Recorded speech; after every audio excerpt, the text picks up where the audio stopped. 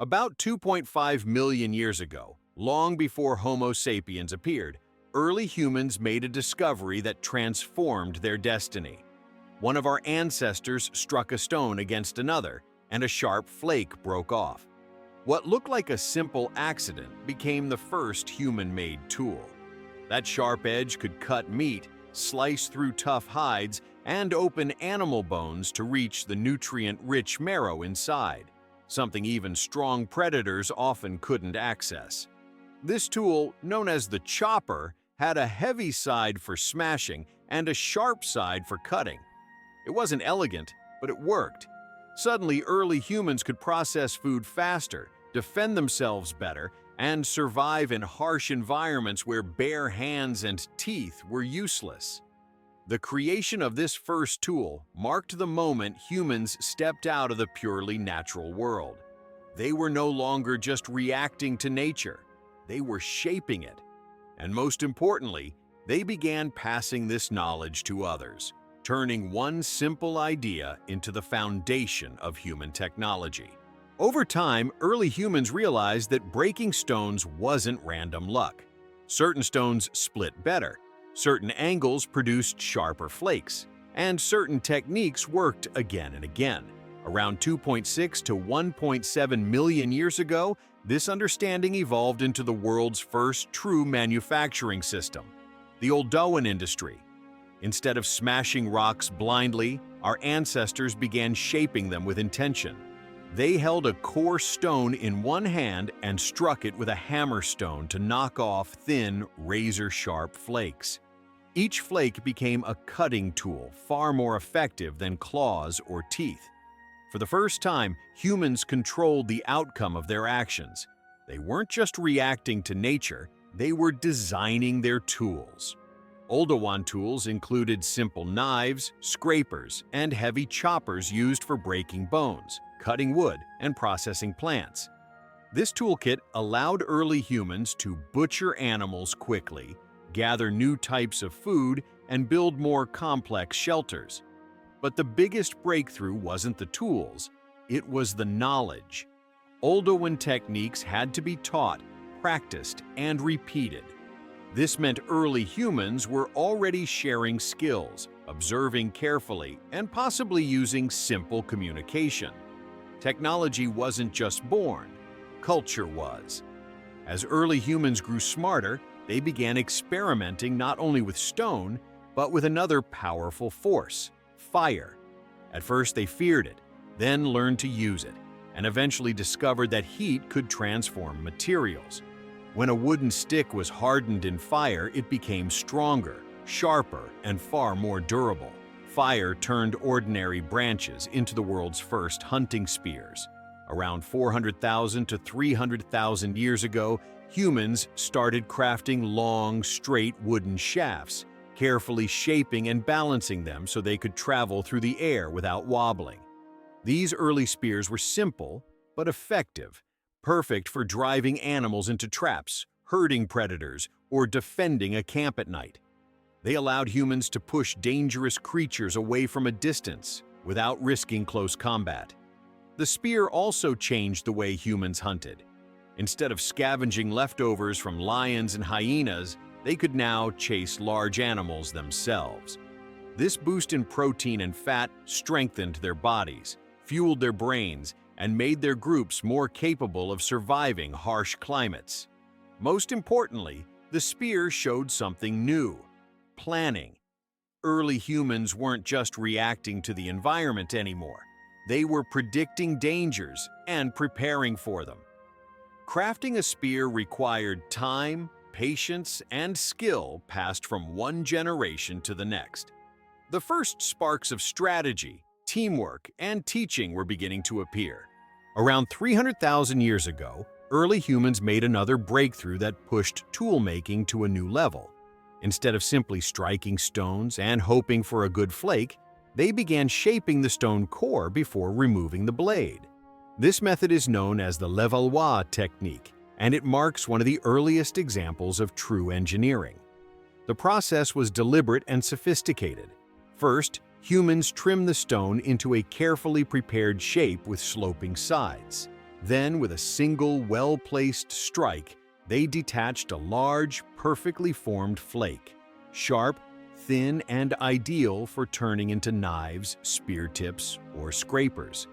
These blades were more efficient than anything made before, and their shapes weren't random anymore. They were planned. The Levallois method wasn't just a new technique, it revealed a new kind of thinking. To prepare a core, humans had to visualize the final tool in advance. They had to understand cause and effect, predict the result of a strike, and execute precise movements. This level of mental planning shows that the human brain was evolving not only physically, but intellectually. These tools also expanded human activity. Sharper blades meant better hides for clothing, more efficient butchering, and finer woodworking.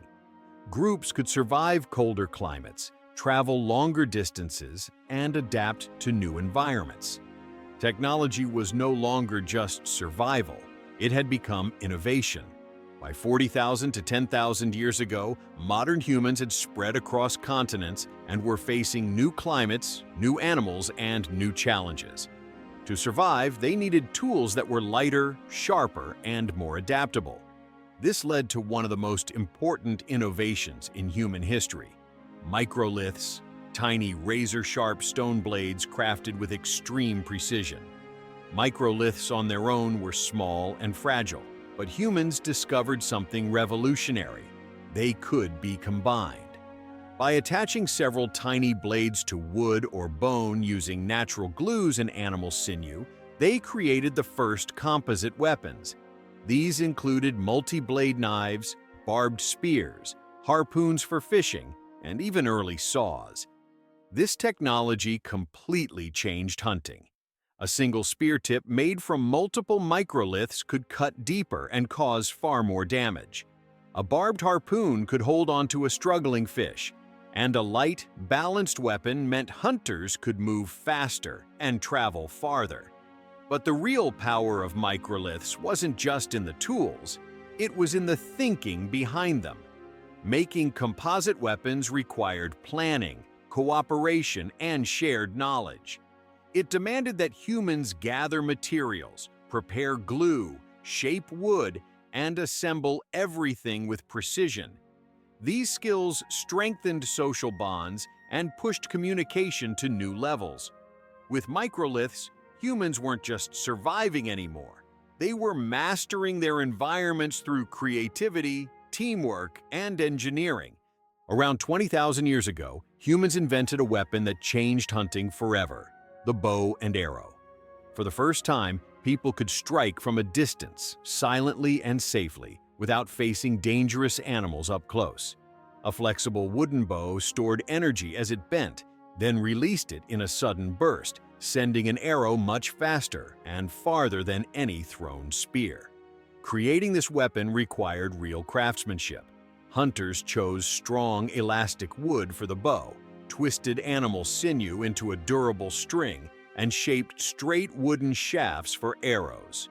Sharp stone tips were attached with natural glues and sinew bindings, turning each arrow into a precise and deadly projectile. Every part had to be balanced, or the weapon would fail. The bow transformed human strategy. It made possible coordinated long-range hunts, quick strikes on fast animals like deer or antelope, and safer food gathering in harsh environments. A single skilled archer could provide for an entire group. Most importantly, the bow showed a new kind of human thinking. People learned to extend their physical abilities with technology, reaching farther and hitting harder than their bodies alone allowed. This idea, amplifying human power through tools, would shape every major invention that followed.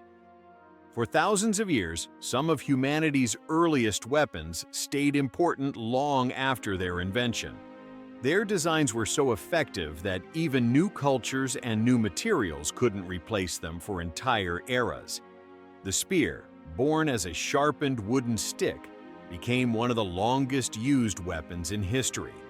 When people learned to work bronze and iron, the spear didn't vanish, it evolved. Its simple idea, A sharp point on a long shaft gave hunters and warriors reach, safety, and power. From early Africa and the Near East to Greece and the ancient steppes, the spear remained the core of both hunting and battle. The bow and arrow also endured for countless centuries. Whether made from wood, bone, or horn, the bow offered silent range and accuracy no other weapon could match. Forest hunters, steppe riders, and early farming cultures relied on it because it allowed them to strike from distance with precision and little risk. Even basic stone blades left a long legacy. Their simple shape inspired the knives and axes later forged from metal. The materials changed, but the ancient idea of a sharp, controlled edge stayed the same. These enduring weapons show that early humans were not simple survivors.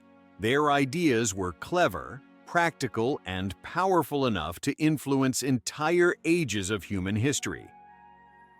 And so, from a single broken stone to the first long-range weapons, the story of early tools is the story of how humans learned to shape the world and themselves. If you enjoyed this journey into our earliest past, don't forget to support the channel. Thanks for watching, and until next time, stay curious about history.